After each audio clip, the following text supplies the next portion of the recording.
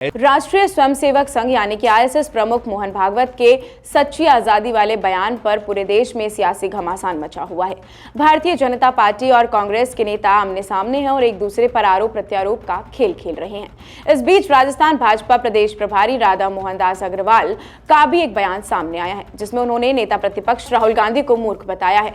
अग्रवाल ने एक्स पर मोहन भागवत और राहुल गांधी के बयान वाली वीडियो भी शेयर करते हुए लिखा है कि कोई मूर्ख बात को जानबूझकर बदल कर निहायत घटिया मानसिकता के साथ तोड़ मरोड़ कर प्रस्तुत करे और आरएसएस के सरसंघचालक मोहन भागवत पर राष्ट्रद्रोह का आरोप लगाए तो वह सिर्फ राहुल गांधी ही हो सकते हैं। मैं इसकी कड़ी निंदा करता हूं।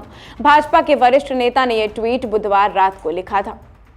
आपको बताते चले कि आरएसएस के सरसंघचालक मोहन भागवत ने बीते दिनों कहा था कि राम मंदिर बनने के बाद भारत को सच्ची स्वतंत्रता मिली थी।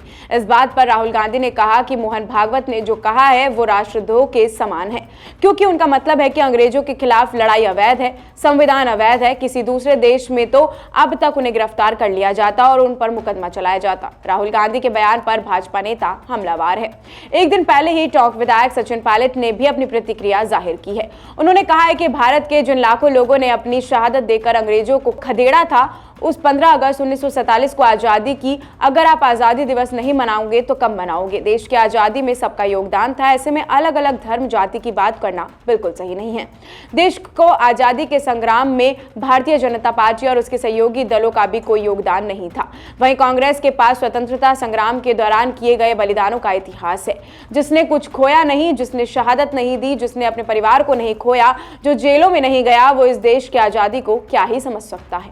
इसलिए उनको आजादी के अलग अलग दिन दिखाई देते हैं। देश को आजादी भारत के लोगों ने दिलाई थी, महात्मा गांधी के नेतृत्व में कांग्रेस पार्टी ने दिलाई थी।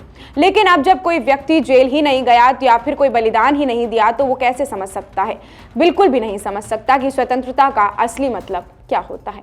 ऐसी और भी तमाम अपडेट्स और जानकारियों के लिए आप बने रहिए हमारे चैनल भारत रफ्तार पर।